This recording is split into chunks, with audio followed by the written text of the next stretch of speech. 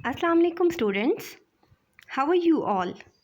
I hope you are enjoying your online classes. I also expect that all of you have listened to the first lecture of computer sciences about databases and you had grasped the concepts very well. Today we are going to move to the next topic of our first chapter. First of all, I'm going to tell you about the contents of today's lecture. Firstly, I'm going to give you a recap of the previous lecture. Then we will be discussing about the file processing system and its disadvantages, DBMS and its applications, database and types of databases. I would also explain you some important terms which are being used in this chapter. We would also compare file processing system with the database management system in today's lecture. If you remember the first lecture, there were some terms which were being used: database, DBMS, data and information. Database. What is database? Database is the collection of logically related data. Means किसी भी organisation का जब हम data computer में maintain कर रहे होते हैं by using any DBMS database management system software, so we term it as a database. DBMS क्या होता है? फॉर एग्जांपल MS Access ये एक ऐसा सॉफ्टवेयर है जिसके थ्रू हम डेटाबेस को क्रिएट भी कर सकते हैं, मैनेज भी कर सकते हैं, मेंटेन भी कर सकते हैं. Then there were two terms, data and information. Data is the input that we enter into the computer. It's the collection of raw facts and figures. For example, student's name can be called as data. Student's roll number can be called as data. So something that we have before processing, जिस पे अभी काम नहीं हुआ हुआ, that we call as data. और processing के बाद जो हमें output मिलती है, which is mostly in the organized and meaningful form, that is termed as information. For example, आपके मार्क्स अगर डेटा हैं ऑफ ईच सब्जेक्ट, उस पर मैं कुछ कैलकुलेशन या कंप्यूटर कुछ कैलकुलेशन परफॉर्म करता है और उसके बाद टोटल मार्क्स देता है, तो जो टोटल मार्क्स हैं वो हमारे पास क्या है? It's an information. Moving on to the next topic of this chapter, that is file processing system. आप सबको पता है कि कंप्यूटर्स आने से पहले हम सबका जो रिकॉर्ड है डिफरेंट कंपनीज़ का, डिफरेंट ऑर्गेनाइजेशंस का, वो सब का सब रजिस्टर्स में मैनुअली मेंटेन होता था. सबसे पहले जो कंप्यूटराइज्ड सॉफ्टवेयर इंट्रोड्यूस हुआ जिसमें सारा का सारा डेटा मेंटेन किया जाने लगा, उस कंप्यूटराइज्ड सिस्टम को या कंप्यूटर बेस्ड मेथड को फाइल प्रोसेसिंग सिस्टम कहते हैं. So it is the first computer based method to handle business applications. In the past many organizations stored data in files on tape or disk. So starting में क्या होता था कि different organizations अपना data files different files में रखते थे. Storage devices जो यूज़ होती थी वो यूजुअली डिस्क्स और टेप्स होती थी. और उस डेटा को कौन मैनेज करता था? File processing systems. So file processing system was a software that was used to manage the files on a tape or disk of an organization. In a typical file processing system, each department in an organization has its own set of files. The files are designed specifically for their own applications. Means अभी जिस तरह से होता है कि पूरा का पूरी जो एक ऑर्गेनाइजेशन है, फॉर एग्जांपल अगर आपका एक कॉलेज है या एक कोई फार्मेसी की कंपनी है, उन सब डिपार्टमेंट्स को जो सॉफ्टवेयर हैंडल कर रहा होता है that is DBMS, database system. जब फाइल प्रोसेसिंग सिस्टम इंट्रोड्यूस हुआ था तो हर डिपार्टमेंट का फाइल प्रोसेसिंग सिस्टम डिफरेंट होता था। हर डिपार्टमेंट की अपनी फाइल्स होती थी और हर डिपार्टमेंट का फाइल प्रोसेसिंग सिस्टम भी डिफरेंट होता था। और उनका जो फाइल प्रोसेसिंग सिस्टम था, जिसको हम एप्लीकेशन यहाँ पे कह रहे हैं, उनका जो सॉफ्टवेयर होता था वो सिर्फ एक ही डिपार्टमेंट के लिए डिज़ाइन हुआ होता था और दूसरे डिपार्टमेंट में वो यूज़ नहीं हो सकता था। डायग्राम में यही चीज़ एक्सप्लेन की गई है कि एक ही लेट्स सपोज ऑर्गेनाइजेशन है, लेट्स सपोज योर कॉलेज, उसमें स्टूडेंट फाइल को मेंटेन करने के लिए स्टूडेंट प्रोसेसिंग सिस्टम यूज़ हो रहा है और एम्प्लॉय फाइल्स को मेंटेन करने के लिए एम्प्लॉय प्रोसेसिंग सिस्टम यूज़ हो रहा है। They both are two file processing systems being used in the same organization.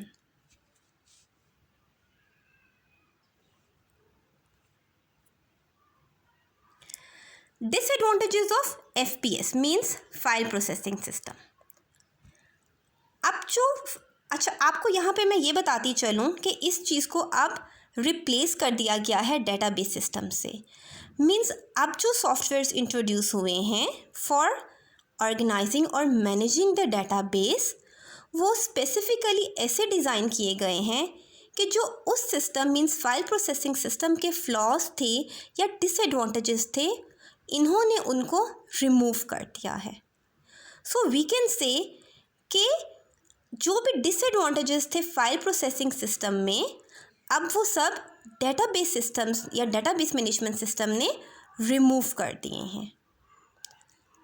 सबसे पहला जो डिसएडवांटेज है that is of data redundancy.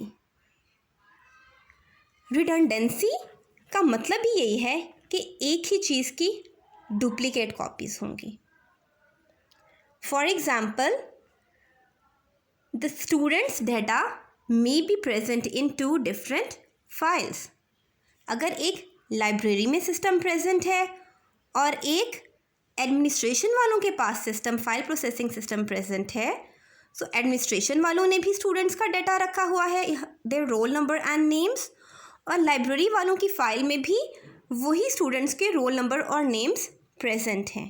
तो डुप्लीकेट डाटा प्रेजेंट है, मीन्स 2 जगहों पे एक ही तरह का डाटा प्रेजेंट है। This is called as data redundancy. ये डिसएडवांटेज क्यों है? बिकॉज कि स्पेस बहुत ज़्यादा ले रहा है। जाहिर है जब एक ही एंटिटी या एक ही चीज़ का डाटा, एक ही ऑब्जेक्ट का डाटा बहुत सारी जगहों में प्रेजेंट होगा तो that means it is taking more space. जो दूसरा डिसएडवांटेज है उसका लिंक इसी डिसएडवांटेज से है। वो कैसे? कि जब भी डाटा रिडंडेंट होगा तो उसमें इनकंसिस्टेंसी भी आएगी। इनकंसिस्टेंसी से मतलब ये है कि किसी एक ही चीज़ का जो रिकॉर्ड है या डाटा है वो एक फ़ाइल में कुछ और है और दूसरे फ़ाइल में कुछ और है। लेट्स सपोज एडमिनिस्ट्रेशन वाले किसी स्टूडेंट को रोल नंबर डिफरेंट दे देते हैं और लाइब्रेरी सिस्टम वालों को या उस डिपार्टमेंट को अभी ये इन्फॉर्मेशन नहीं हुई, जिसकी वजह से एडमिनिस्ट्रेशन सिस्टम के पास स्टूडेंट का रोल नंबर डिफरेंट होगा और लाइब्रेरी वालों के पास उसका रोल नंबर डिफरेंट होगा। हम इसको इनकरेक्ट भी कह सकते हैं कि incorrect data is present in 1 और मोर देन 1 फाइल। सो ये रिडंडेंसी से इसी तरह रिलेट करें कि जब भी रिडंडेंट डाटा होगा, एक डाटा की बहुत सारी कॉपीज़ होंगी, तो वहाँ पे इनकंसिस्टेंसी आने के चांस हैं कि data is different in different files.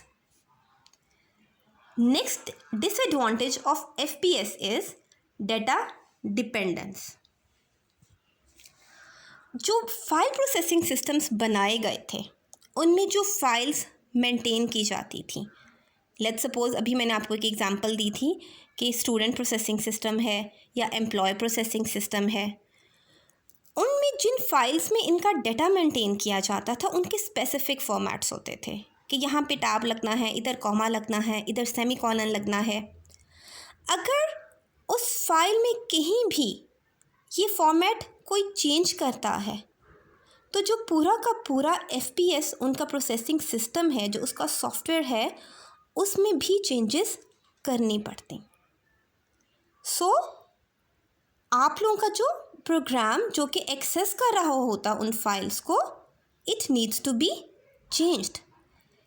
इस प्रॉब्लम को हम या डिसएडवांटेज को हम डाटा डिपेंडेंस कहते हैं। फोर्थ डिसएडवांटेज क्या है? Data isolation.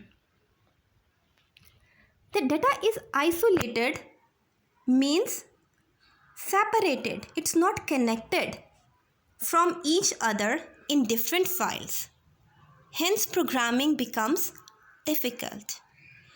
इसकी एग्जांपल मैं आपको ऐसे देती हूँ कि लेट्स सपोज एक कॉलेज में 2 डिपार्टमेंट्स हैं, एक डिपार्टमेंट में स्टूडेंट्स के नेम्स पड़े हुए हैं, दूसरे डिपार्टमेंट में स्टूडेंट या दूसरे डिपार्टमेंट का जो फाइल प्रोसेसिंग सिस्टम है उसमें स्टूडेंट की ईमेल्स पड़ी हुई हैं या स्टूडेंट्स की फ़ी की लिस्ट पड़ी हुई है। अब कॉलेज ये चाहता है कि 2 डिफरेंट डिपार्टमेंट से जो डिफरेंट फाइल्स हैं उसमें से इकट्ठे डाटा पिक करे। एक फ़ाइल में से जो कि एक फ़ाइल प्रोसेसिंग सिस्टम में पड़ी हुई है स्टूडेंट्स के नेम्स और रोल नंबर्स पिक करे, और दूसरे डिपार्टमेंट से या दूसरी फ़ाइल से उनके ईमेल एड्रेसेस या उनकी फ़ी की डिटेल पिक करे। So this was not that easy in file processing system. इस प्रॉब्लम को भी DBMS जब इंट्रोड्यूस हुआ तो उसने रिजॉल्व कर दिया। So the data is isolated. It's not connected from each other in different files. Hence programming becomes difficult.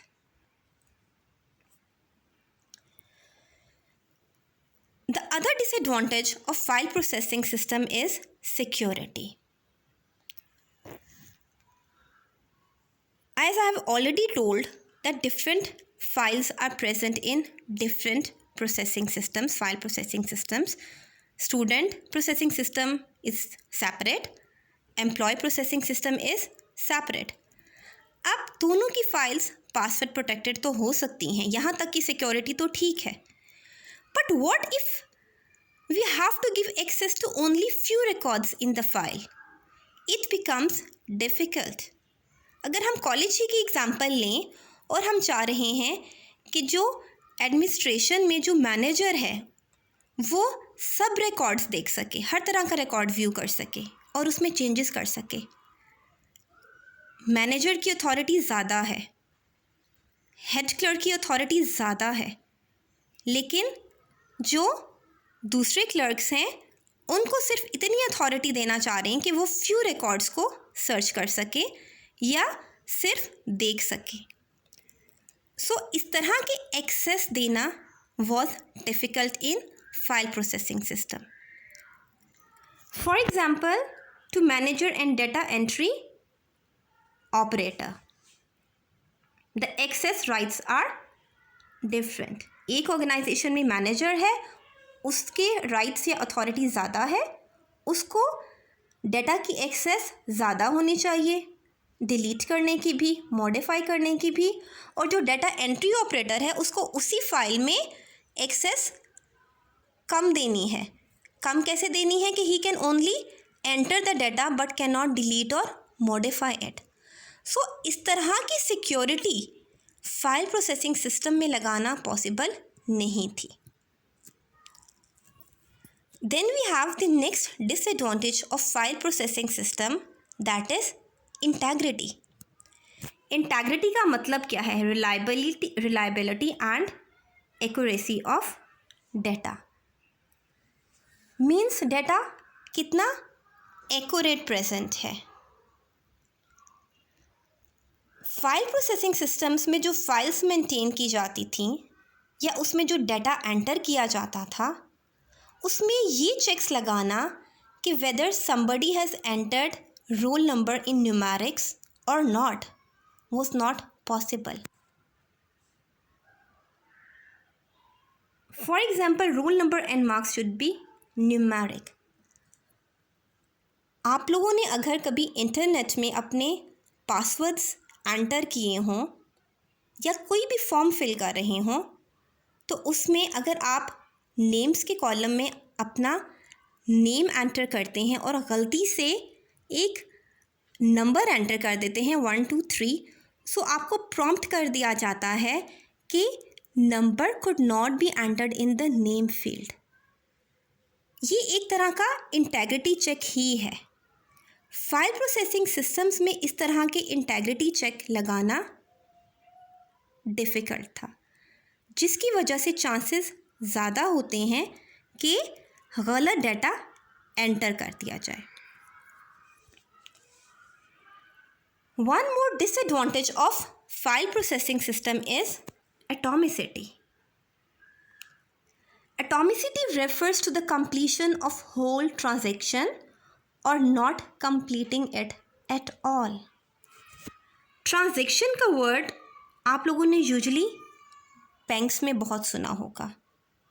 For example, अगर आप एक अकाउंट से दूसरे अकाउंट में डाटा ट्रांसफ़र कर रहे हैं तो वी से कि आपने एक ट्रांजैक्शन की है। अब जो बैंक का डाटाबेस है वो भी एक कंप्यूटराइज्ड डाटाबेस है, ठीक है। इसकी काम 2 स्टेप्स में होगा। सबसे पहले आपके अकाउंट में से वो मनी डिडक्ट होगा और फिर दूसरे अकाउंट में वो ट्रांसफ़र होगा।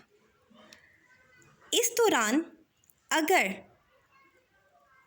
हाफ ट्रांजैक्शन हुई है, मीन्स आपके अकाउंट से तो डिडक्ट हो गया है, but due to any reason दूसरे अकाउंट में ट्रांसफ़र नहीं हुआ, तो इस प्रॉब्लम को कहते हैं एटॉमिसिटी, कि ये एटॉमिसिटी पे को फुलफ़िल नहीं कर रहा।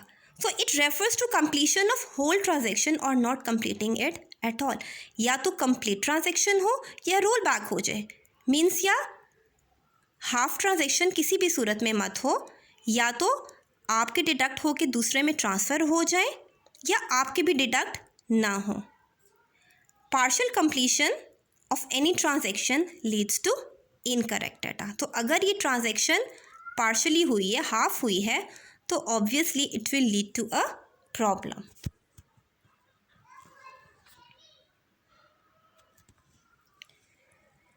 Now what is DBMS? DBMS को मैं पहले डिफाइन कर चुकी हूँ।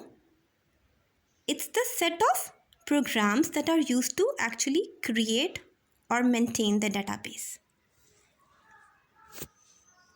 A set of programs to access the interrelated data. Interrelated data means कि जो डाटा एक दूसरे से रिलेट कर रहा है। DBMS contains information about a particular enterprise. Enterprise organization को कहते हैं। अगर कॉलेज का DBMS बनाया गया है तो वो कॉलेज ही का डाटा कंटेन कर रहा है, किसी बैंक का डाटा कंटेन नहीं कर रहा। DBMS को हम कंप्यूटराइज्ड रिकॉर्ड कीपिंग सिस्टम भी कह सकते हैं। It provides convenient environment to user to perform operations, creation, insertion, deletion, updating and retrieval of information. So जब भी DBMS सिस्टम यूज़ होगा, सो डाटा को इंसर्ट करना, डिलीट करना, अपडेट करना और as and when required retrieve करना आसान हो जाएगा। Applications of DBMS means uses, कौन कौन से एरिया में DBMS यूज़ हो रहा है। Airlines and railways. आप लोगों के अब आजकल आप लोग ऑनलाइन रिजर्वेशंस भी करा सकते हैं। दैट मीन्स ऑनलाइन ऐसे डेटाबेसेस बनाए गए हैं जो कि आपको फ़्लाइट्स की इंफॉर्मेशन भी दे देते हैं और आप लोग उनके थ्रू अपनी सीट्स भी रिज़र्व करा लेते हैं। बैंकिंग कम्प्लीटली कंप्यूटराइज्ड हो चुके हैं, उनका सारा का सारा जो वो सॉफ्टवेयर यूज़ कर रहे हैं, जो सिस्टम यूज़ कर रहे हैं, दैट इज़ DBMS, जिसमें आपकी अकाउंट्स की, लोन्स की, ट्रांजैक्शंस की हर तरह की इंफॉर्मेशन जो है वो स्टोर होती है। एजुकेशन सेक्टर में यूनिवर्सिटीज़ आर ऑलमोस्ट और they have almost completely shifted to DBMS systems. आपकी कोर्स रजिस्ट्रेशंस भी DBMS सिस्टम्स के थ्रू हो रही है, रिजल्ट्स भी उसी के थ्रू जनरेट हो रहे हैं और हर तरह का रिकॉर्ड भी DBMS के थ्रू ही मेंटेन हो रहा है। Telecommunications, telephone numbers, record of calls for generating monthly bills. So telecommunication companies भी आप लोगों की DBMS सिस्टम्स यूज़ कर रहे हैं। ई कॉमर्स किसको कहते हैं? ई कॉमर्स जब भी आए आपके माइंड में ऑनलाइन शॉपिंग आ जानी चाहिए। Means any business activity that is done through internet. Booking of holiday package, consulting a doctor, these are all the examples of e-commerce. Then we have human resources. Organizations use databases for storing information about their employees, salaries, benefits, taxes, and for generating salary checks. So एक company है जो कि अपने employees का, उनकी salaries का, benefits का हर तरह का रिकॉर्ड जो मेंटेन कर रही है वो अब DBMS सिस्टम्स में ही मेंटेन हो रहे हैं। डेटाबेस की टर्म भी हम ऑलरेडी पढ़ चुके हैं। A repository of logically related data. Logically related से क्या मुराद है कि अगर कॉलेज का डेटाबेस है तो उसमें कॉलेज ही के स्टूडेंट्स का, एम्प्लॉयज़ का डाटा प्रेजेंट है, किसी फार्मेसी कंपनी के एम्प्लॉयज़ का डाटा प्रेजेंट नहीं है। वही डाटा प्रेजेंट है जिसका आपस में कुछ ना कुछ रिलेशन है। An organised collection of related information so that it can be easily accessed, managed and updated. Dictionary is a database, airline database, student database, library database, railways timetable, YouTube में जितने भी सॉन्ग्स एक singer के पड़े हुए हैं उसको भी हम कह सकते हैं कि it's a database. A university database for maintaining information concerning students, courses and grades in a university environment. So students की जो फाइल है वो स्टूडेंट का डाटा स्टोर कर रही है, कोर्सेज की फाइल कोर्सेज का डाटा स्टोर कर रही है, section file stores data of each section of each course, grade report file stores the grades that students receive and pre requisite file stores the pre requisites. So university में जब computerised database systems use हो रहे हैं, सो सब हर तरह का जो record है, जो डाटा है, वो अब कंप्यूटर्स में डेटाबेस सिस्टम्स के थ्रू मैनेज और मेंटेन किया जा रहा है। Types of databases, relational and non relational. Relation से मुराद डेटाबेस में टेबल है। ऐसी डेटाबेसेस जिसमें डाटा टेबल्स की फॉर्म में स्टोर किया जाता है, ऐसी डेटाबेसेस को हम रिलेशनल डेटाबेसेस कहते हैं। और ऐसी डेटाबेसेस जिसमें फ्लैट फाइल्स हैं, टेबल्स की फॉर्म में रिकॉर्ड स्टोर नहीं हो रहा, they are called as non relational databases. इस बुक में हम रिलेशनल डेटाबेसेस को स्टडी करेंगे, वो डाटा जो कि टेबल्स की फॉर्म में स्टोर हो रहा है। रिलेशनल डेटाबेस की एक एग्जांपल आप लोगों की जो डिफरेंट शॉप्स हैं उसमें जो डेटाबेस सिस्टम्स यूज़ हो रहा है, फॉर एग्जांपल फार्मेसी शॉप में जो वो सॉफ्टवेयर यूज़ कर रहे हैं for keeping the record of the medicines, वो रिलेशनल डेटाबेस है। वो एक टेबल की फॉर्म में सेव्ड है और वो टेबल की ही फॉर्म में यूजुअली उसको व्यू करते हैं। नॉन रिलेशनल डेटाबेस कौन सा है? फेसबुक का डाटा, वो आपके टेबल्स की फॉर्म में स्टोर नहीं हुआ हुआ। आप जो भी फेसबुक पे एंटर कर रहे हैं वो भी एक तरह का डाटा ही है ना, लेकिन वो टेबल्स की फॉर्म में स्टोर नहीं हो रहा, so that could be called as non relational database.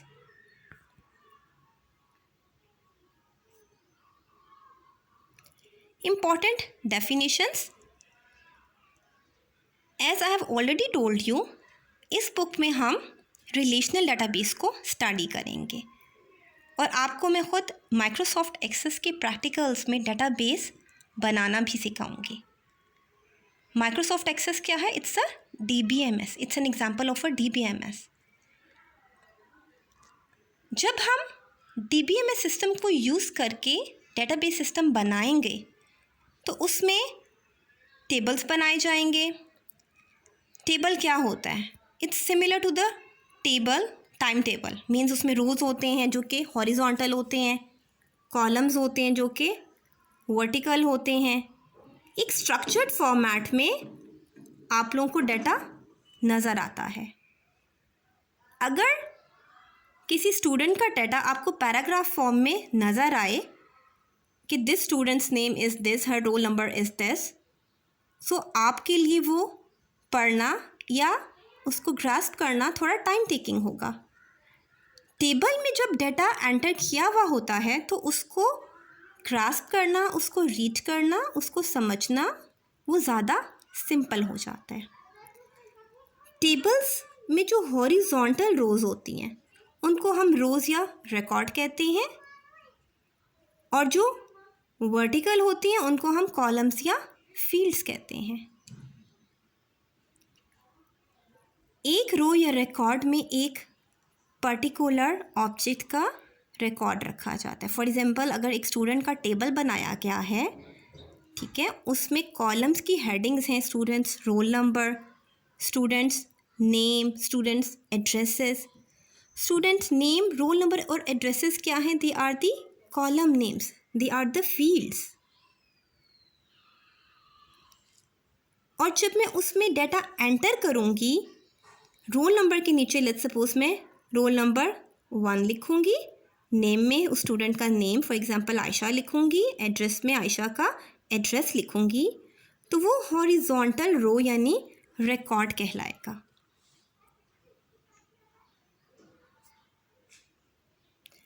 File processing system versus database management system. File processing system और DBMS में क्या फ़र्क है? फाइल प्रोसेसिंग सिस्टम एक्सप्लेन करते हुए मैंने थोड़ा बहुत आप लोगों को DBMS का आइडिया भी दिया था। हम कह सकते हैं कि जो फाइल प्रोसेसिंग सिस्टम्स में डिसएडवांटेजेस थे या जो प्रॉब्लम्स थी वो DBMS में वो रिजॉल्व हो गई, या हम उन्हीं प्रॉब्लम्स को उनका एडवांटेजेस कह सकते हैं। A file processing system is a collection of programs that store and manages files in computer hard disk. On the other hand, a database management system is a collection of programs that enables to create and maintain a database. So DBMS से जो हम system बना रहे हैं या जो data base जो record maintain कर रहे हैं उसको हम डाटाबेस कह रहे हैं, और फाइल प्रोसेसिंग सिस्टम से जो हम डाटा मेंटेन कर रहे हैं वो फाइल्स में मेंटेन कर रहे हैं। File processing system has more data redundancy. ये टर्म मैं पहले आपको एक्सप्लेन कर चुकी हूँ कि डुप्लीकेट डाटा डिफरेंट जगहों में पड़ा होगा, और DBMS में ये चीज़ नहीं होती।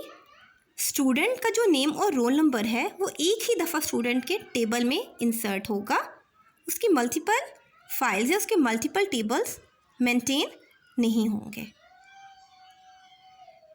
File processing system provides less flexibility in accessing data, whereas DBMS has more flexibility in accessing data. जैसे मैं आपको पहले एग्जांपल दे चुकी हूँ कि अगर हमने 2 डिफरेंट फाइल्स में से डाटा को रिट्रीव करना होगा तो वो फाइल प्रोसेसिंग सिस्टम में ईजीली पॉसिबल नहीं है। DBMS इस लिहाज से ज़्यादा फ्लेक्सिबिलिटी प्रोवाइड कर रहा है। File processing system does not provide data consistency. ये पॉइंट भी हम पहले स्टडी कर चुके हैं कि जब भी डाटा रिडंडेंट होगा, उसकी डुप्लीकेट कॉपीज़ होंगी, तो उसमें चांसेस होंगे कि एक फाइल में डिफरेंट डाटा प्रेजेंट है और दूसरी फाइल में डिफरेंट डाटा प्रेजेंट है। Data is inconsistent.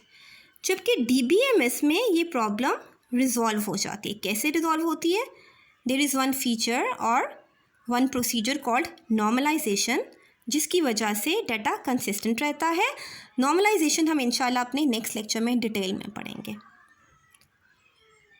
File processing system is less complex whereas DBMS system is more complex. Obviously एक ऐसा सॉफ्टवेयर जो आपको इतने सारे एडवांटेजेस दे रहा है, वो डेफिनेटली एक ऐसा सॉफ्टवेयर जिसमें बहुत सारे प्रॉब्लम्स हैं उससे थोड़ा कॉम्प्लेक्स होगा।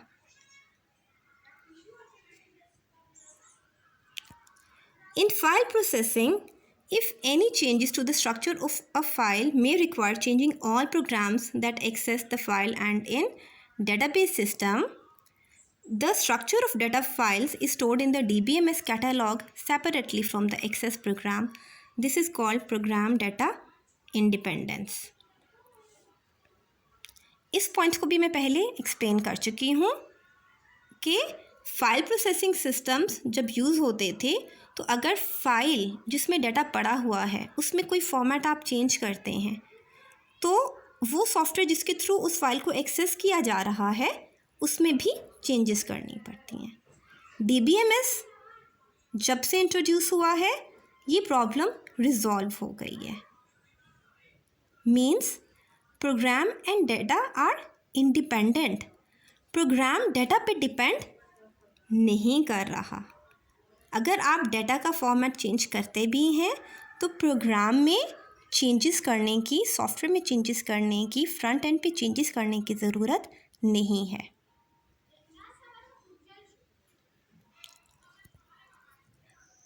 जी girls, this was all about today's lecture. Hopefully you have understood the concepts explained.